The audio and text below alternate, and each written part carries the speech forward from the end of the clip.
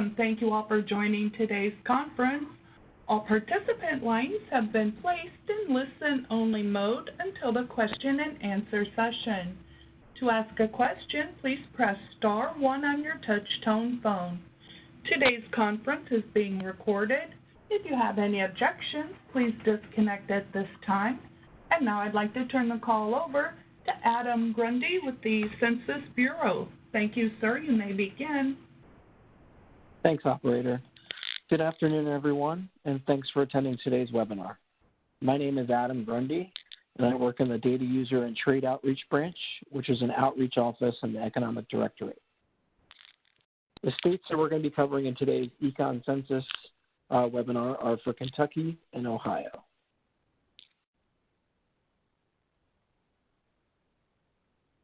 The grayed out rows show the webinars that have already been conducted.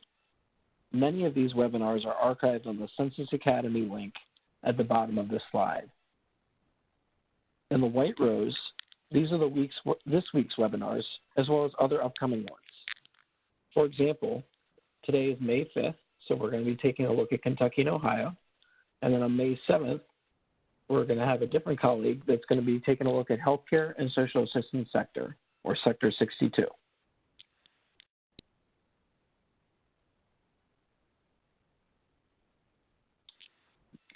Before we get too far into the economic census data that I'm going to be discussing with you today on Kentucky and Ohio, I want to go through a brief overview about the Census Bureau.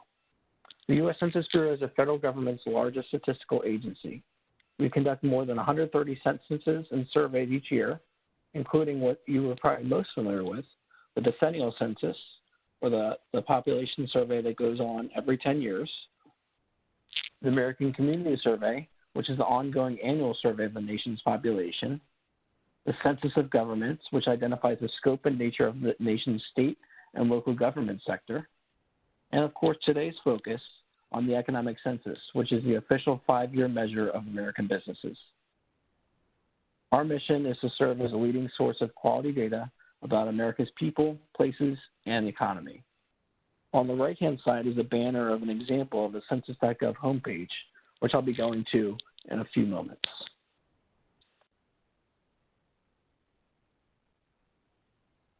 Census Bureau's economic surveys are a key source for official statistics that companies can use to help better implement your data needs.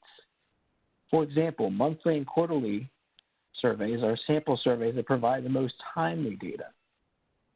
These are the ones that come out more frequently but might not be as detailed. The annual surveys have larger samples and provide the most up-to-date trend data available.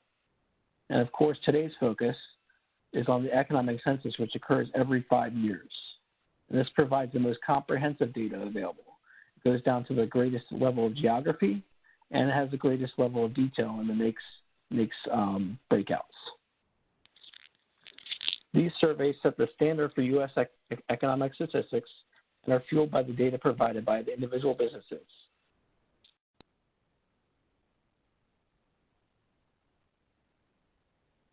The economic census, or EC for short, is conducted through every 2 through 6 digit NAICS code covered by the Census Bureau.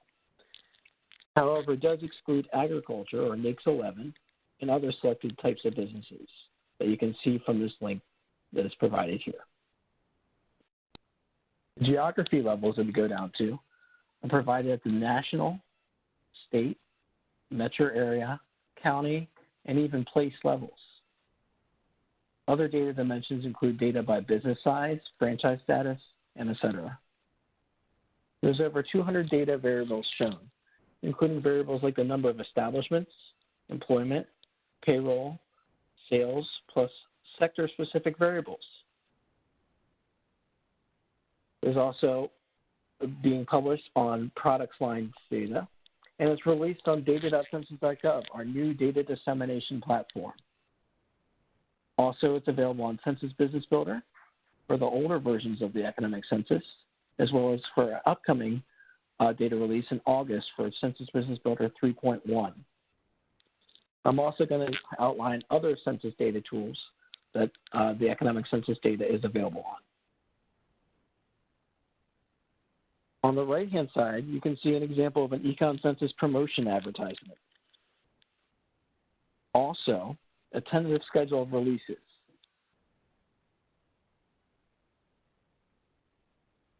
On this slide, this is a schedule of when you can expect 2017 Economic Census data to be released. The Geographic Area Series, which I'm going to be focusing on today, is going to be completed likely by November or earlier, as you can see on this schedule that we see on the left-hand side. Data releases will continue all the way through December 2021.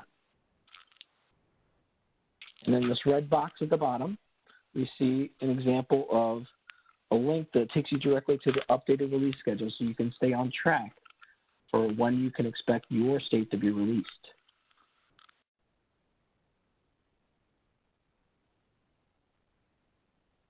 The infographic on the right displays the states that have released data from the 2017 Economic Census. By clicking on each individual state, you can get a better idea of which NAICS sectors have been released for that state. It also includes a direct link to the data source. You can also sort at the top of the infographic by NAICS sectors to see what percentage of the sectors have been released thus far. The percentage marker on the bottom right will automatically refresh based on your selections. I'm going to go to that link real quick, which I have uploaded up here. So as you can see, on this infographic, you have a couple different selections. You can select directly on your state. Oops. Just refresh for a second. So we have Ohio, which we're going to be focusing on today, as well as Kentucky, which I'll be focusing on today. Or I can also take a look at the first part, which is the sectors. So if I were to look at, let's say, educational services or NAICS 61, as I mentioned before, the percentage of the amount of the sectors that have been released is 73% for that particular sector. Comparatively, if we take a look at healthcare and social assistance or NAICS 62, we see that 73% has also been released. Another important feature of this data tool is if we were going to take a look at Kentucky and click here for the Kentucky Healthcare Social Assistance data, this is going to take us directly to data.census.gov based on those filters that we've already set forth for that geography.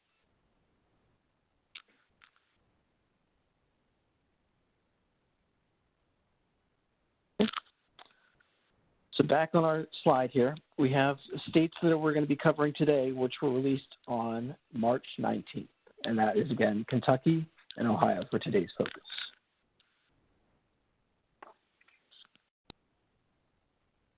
There are some key data changes that you should be aware of for the 2017 Economic Census.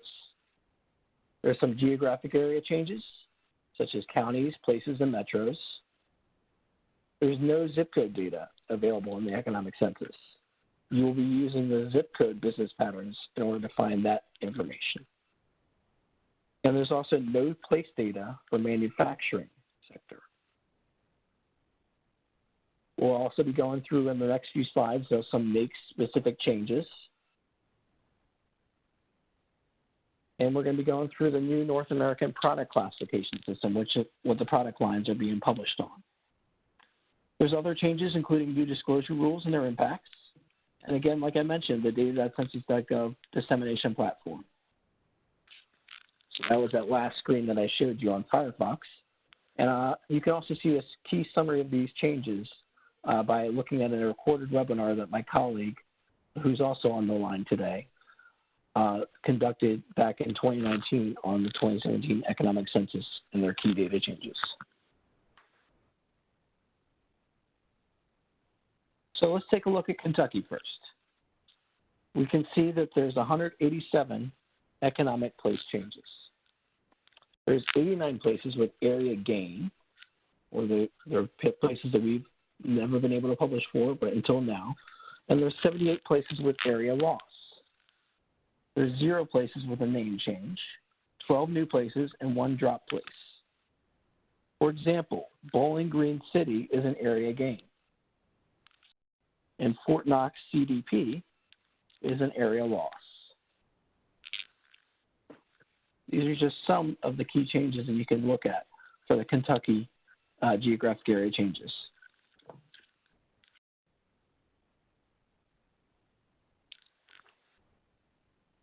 For the geographic area changes for Ohio, there's no metro changes.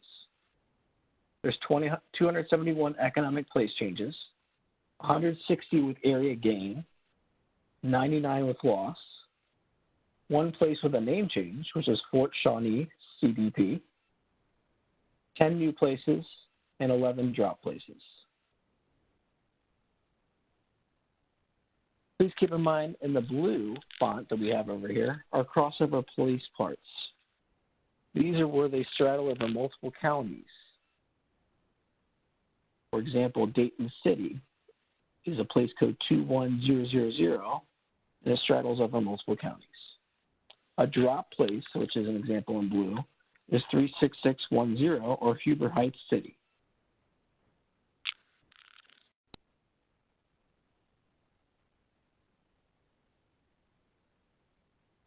The North American Industry Classification System, or NAICS, is a standard used by U.S. federal statistical agencies to classify businesses. It is developed by OMB, Statistics Canada, and Mexico's Stat Agency. It helps ensure statistical comparability across North American countries. It was adopted in 1997, and it's updated every 5 years. There's a link here that's embedded for the 2017 NAICS manual. On the next few slides, I'm going to go through the different types of NAICS changes you can expect on the 2017 Economic Census. In blue, we have one-to-one recodes. In green, we have many-to-one or combination types of changes, and many-to-many. I'm going to go through the details of what each of those means and some examples in the next few slides.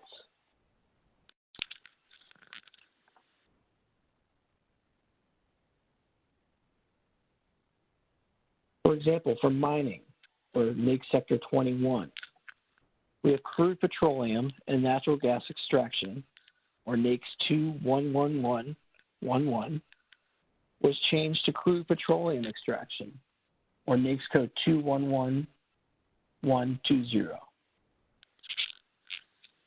In the manufacturing sector, or NAICS 31 through 33, on the right-hand side you can see in the green color, we have pump and pumping equipment manufacturing and measuring, dispensing, pump manufacturing. This has merged to become measuring, dispensing, and other pumping equipment manufacturing. For retail trade, we have warehouse clubs and supercenters has a NAICS change of 452910 to 452311 in warehouse clubs and supercenters.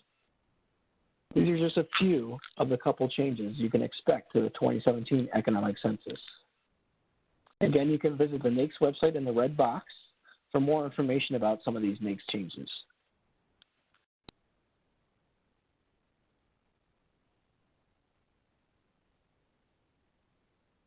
Going through some other examples of NAICS changes for the 2017 Economic Census. In NAICS Sector 51, or information, we had record production and integrated record production / distribution that's merged into record production and distribution, or NAICS 512250. So as you can see, the two NAICS codes from 2012 have merged into one NAICS code for 2017. For real estate and rental and leasing, or Sector 53, we have some examples of ones that have just changed NAICS codes with the same NAICS description. For example, videotape and disc rental was previously 532230, is also the same NAICS description of videotape and disc rental, but is now a new NAICS code of 532282. lastly, for professional, scientific, and technical services in this sector, or Sector 54, you can see that research and development in biotechnology has split into two different NAICS codes for 2017. So this is 541713, research and development in nanotechnology, as well as 541714, research and development in biotechnology, except nanobiotechnology.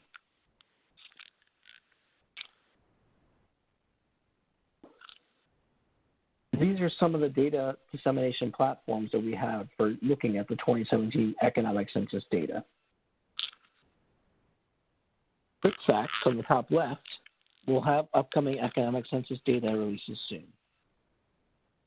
One on the bottom, data.census.gov, already has economic census data in that platform, which is our main dissemination platform. Census Business Builder 3.1, or CBB, will have economic census data in our August release.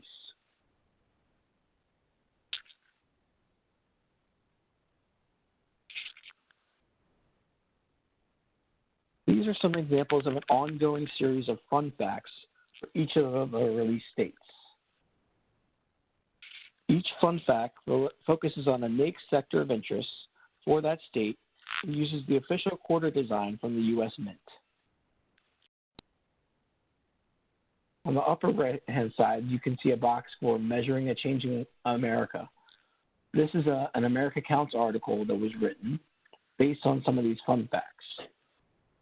Also, you can look at the majority of the fun facts by going to our main visualizations page for the economic census at this link that's on the bottom left.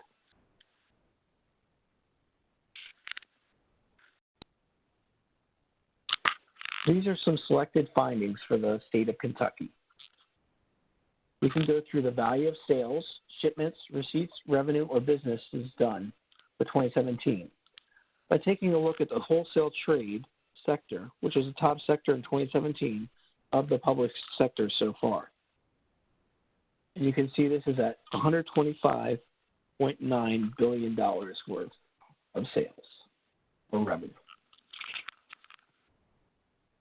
If we were to take a look at other things that are on that graph, the NA is just a point of note on that, is that the revenue data is not available at the state level for utilities, information, and finance and insurance sectors.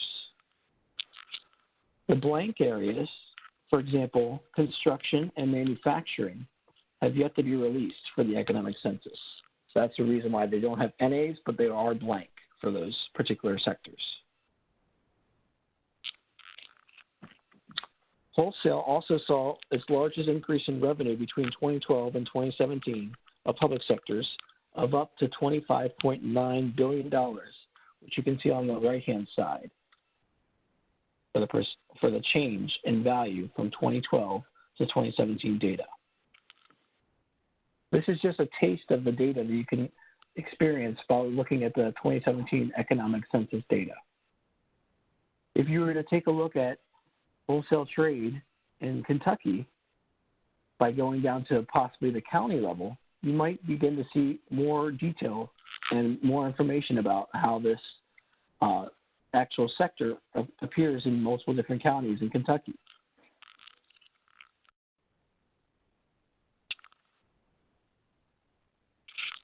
Now let's take a look at Ohio. Much like Kentucky, wholesale trade was the top sector in 2017 and for the public sectors. And this had $276.3 billion worth of revenue.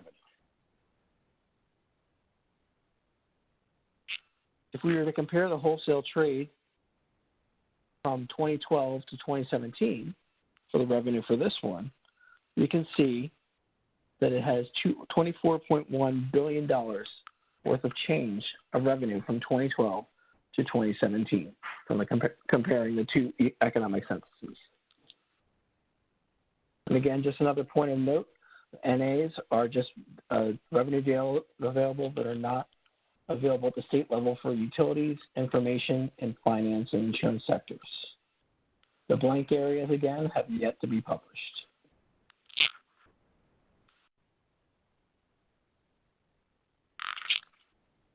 So what's coming next? We're going to be taking a look at North American Product Classification System. So the product lines provide a breakout of the products made and sold and services provided by businesses. For example, in 2012, economic census data from the mining and manufacturing, construction, and other sectors were released separately. For establishment and firm size releases, which is going to be conducted from November 2020 through September 21, we have consolidated into 7 different tables, separate tables compared to 2012 economic census data, and these size categories are standardized. For miscellaneous subjects tables, we have 38 tables dropped and 7 tables added. For some of the examples of what I just explained here, you can visit the NAPCS or NAPS website for the concordance tables for more information on the bottom right, which is a box that shows the differences between understanding the different breakouts that we have here. And at the top right, again, is just an example of the schedule from November 2020 to September 2021 of when to expect each of these different things to release.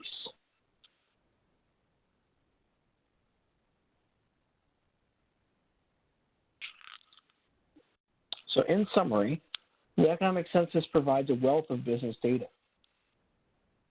By staying in tune to the main website, which you see here on the first link, you can take a look at all the updates that come out for the economic census. The data are continuously released on a flow basis. So again, all states and sectors will be completed by roughly August 2020. And more data is coming. The geographic area changes constantly, so making sure that the data are comparable. You can take a look at the geography section of the Economic Census website by going to the link in the middle. And the 2017 Economic Census data provides data on the 2017 NAICS basis. The data are now being released on data.census.gov, our new data dissemination platform. And as I mentioned before, you can stay tuned by the data coming out by taking a look at that infographic that I shared with you just previously.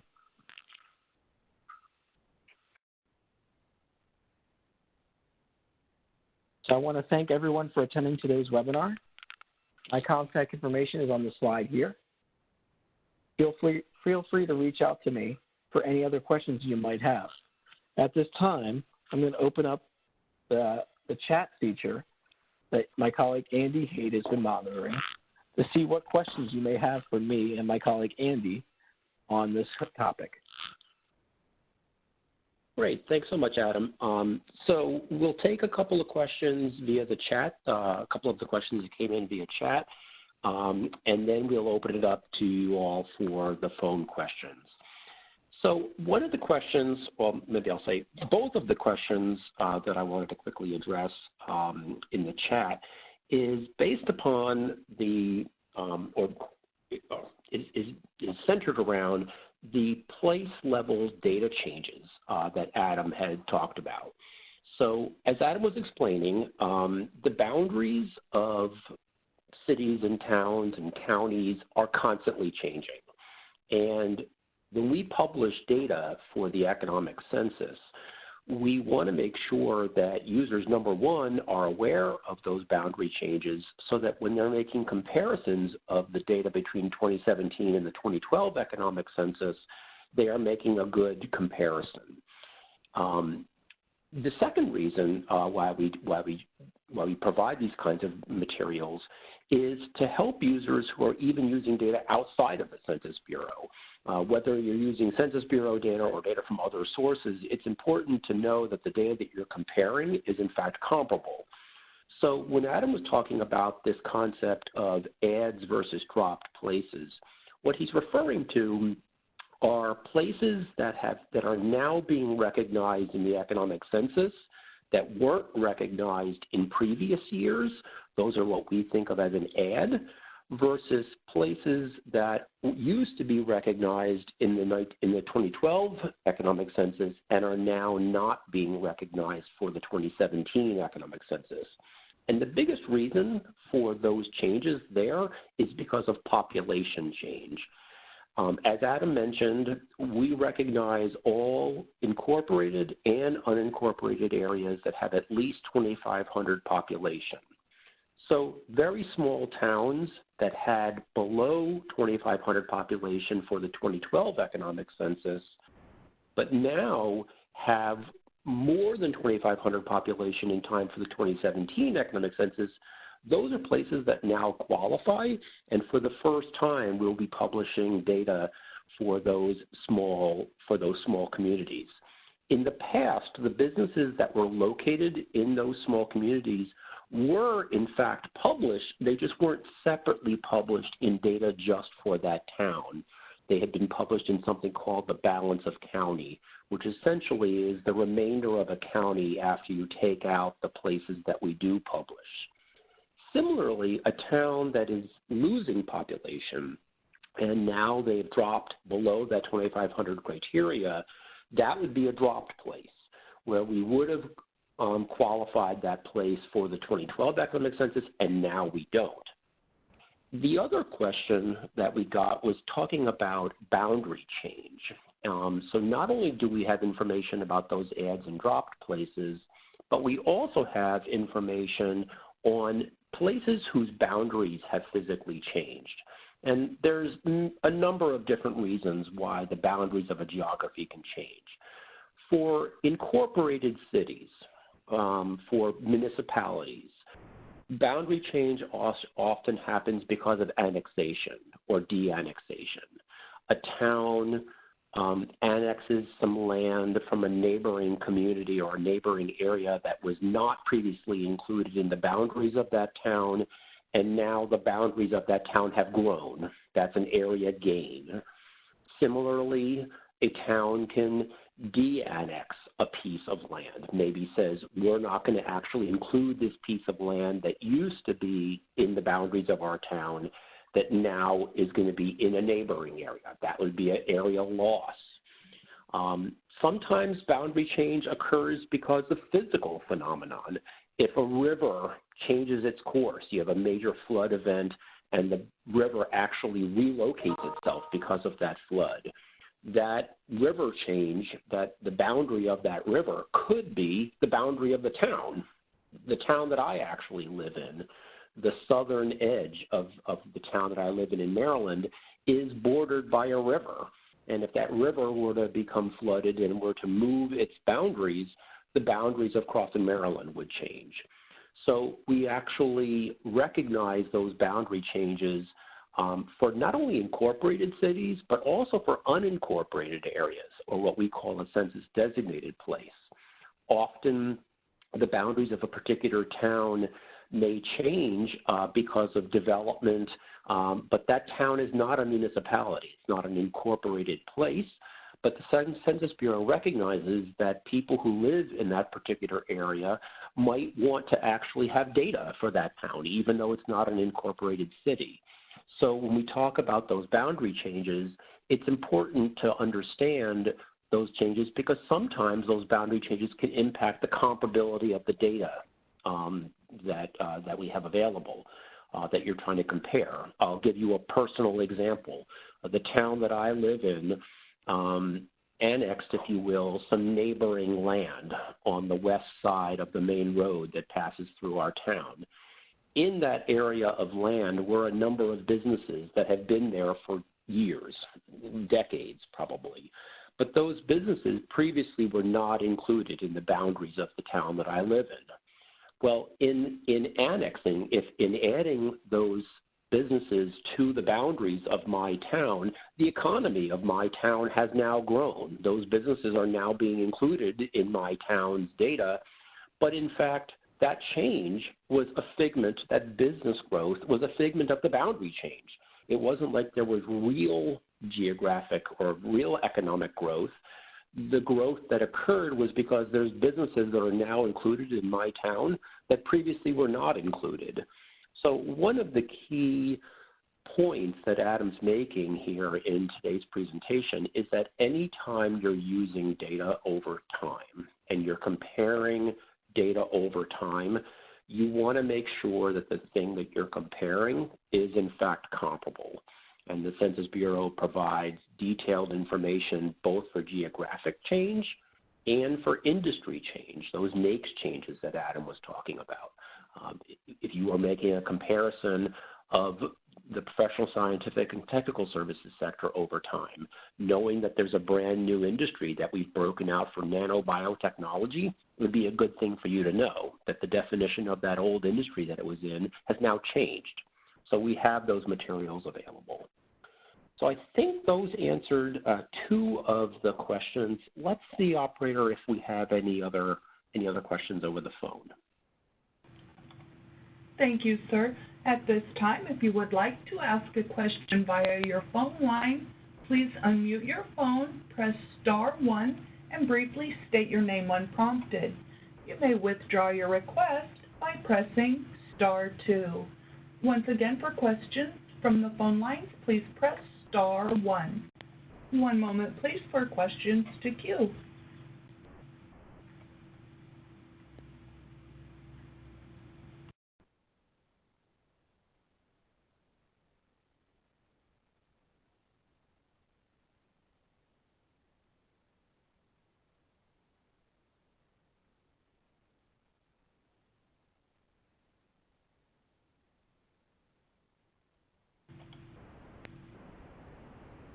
Our first question. Patrick O'Malley. Good afternoon. I can appreciate how some cities' boundaries have changed. Mine have not. They've remained static for a long time. And so has my population. I, in the past, as an economic developer, have used the manufacturing shipment data to show how strong my city is in the industrial sector. Because we're a far-flung suburb of the Cleveland, Ohio metropolitan area where people think, hey, you're too far out there, you're too country. And I use that to show, hey, you know, of all cities in Ohio between 10 and 20,000, I'm number 4. I'm doing well. Come check me out. You guys are no longer releasing those manufacturing shipments by zip code level, which is going to kind of harm my industrial recruitment process. Is there any other way that you can think of for me to show this data, or at least to compare, ideally, not only to show the data, but also to show the growth that I've had between the 2012 release and the 2017 release?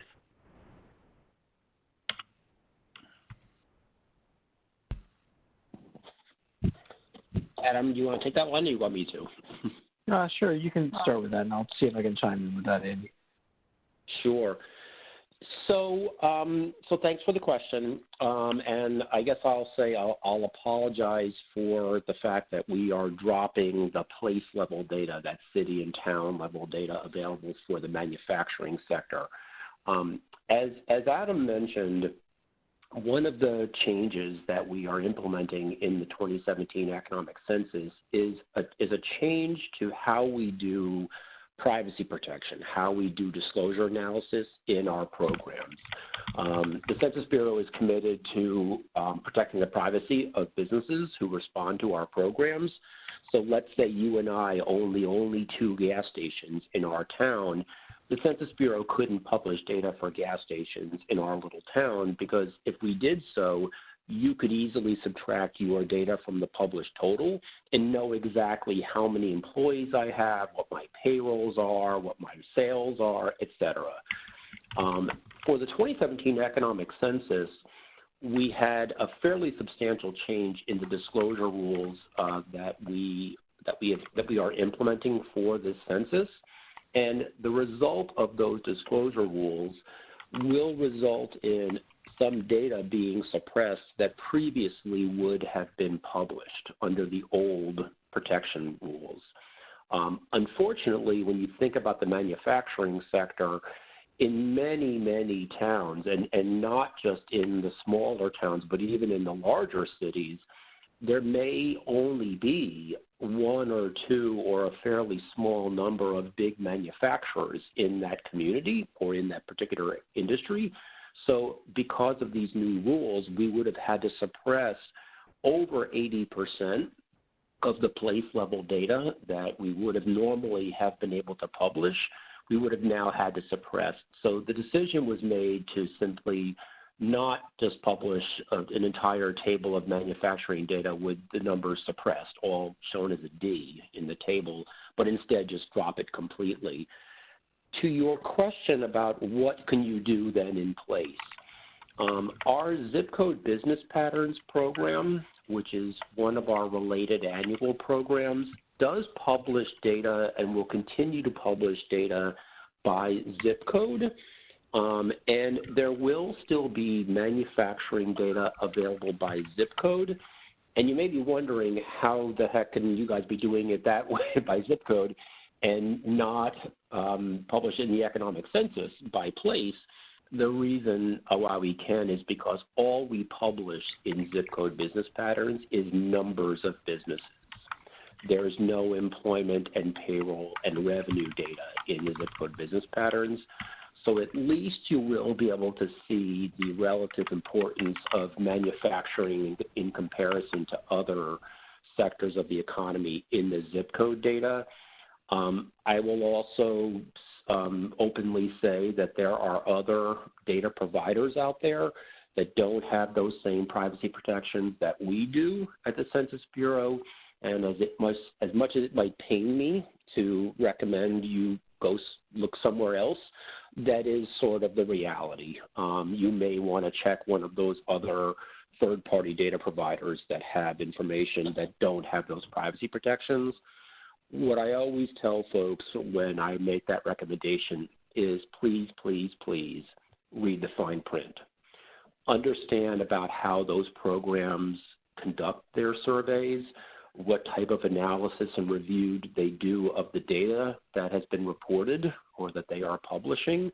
And if you read all those fine print, there are some things that you'll find out that we would never do, that they do, and vice versa. So I always just suggest data is very powerful. Just make sure you know what you're looking at. So yeah, it's a great question. Manufacturing is probably one of the sectors that is being most impacted by these new disclosure rules, but other sectors of the U.S. economy with a similarly small number of businesses, of companies in that industry will also be impacted by these new suppression rules. So that was a great question. Thanks.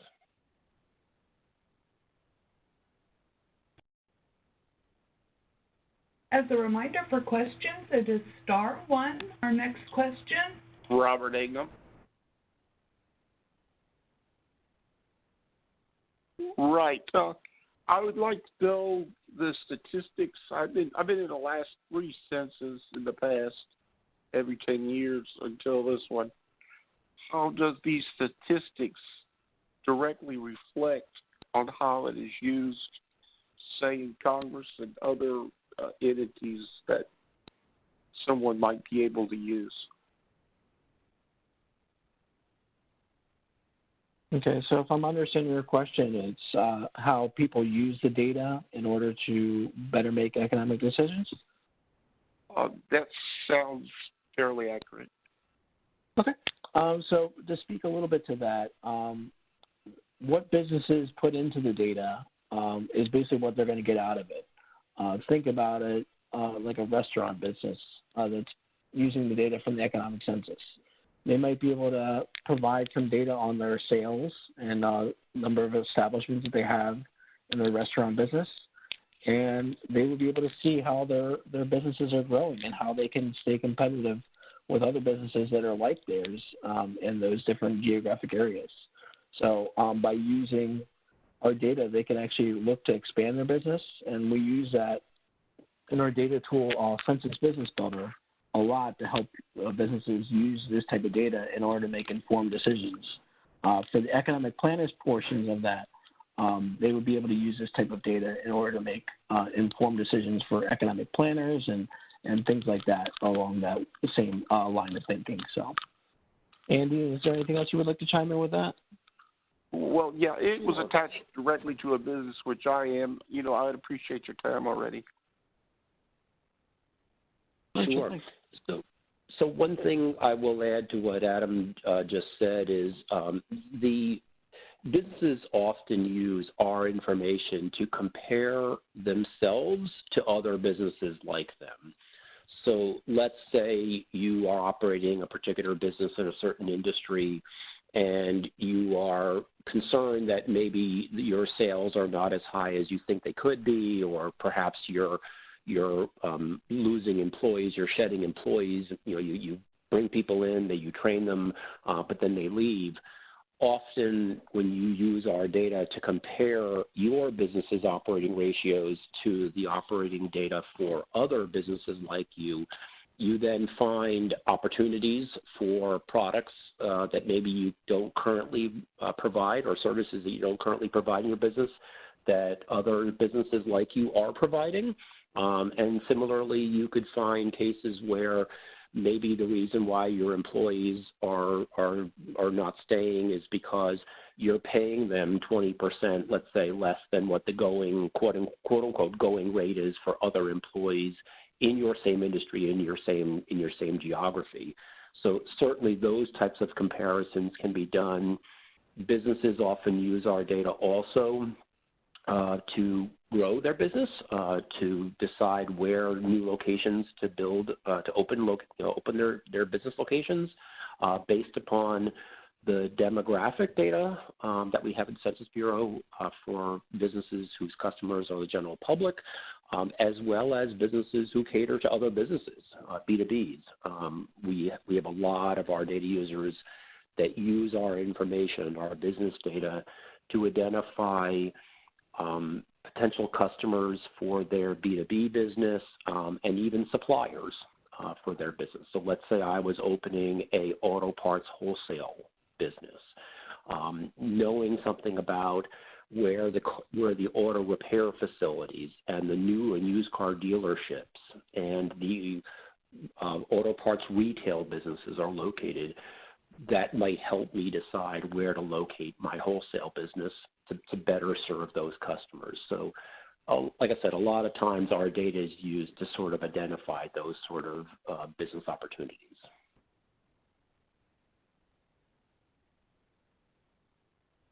They'll be able to look at it on a sheet of paper in order to see the visible reality of what decision-making can be done.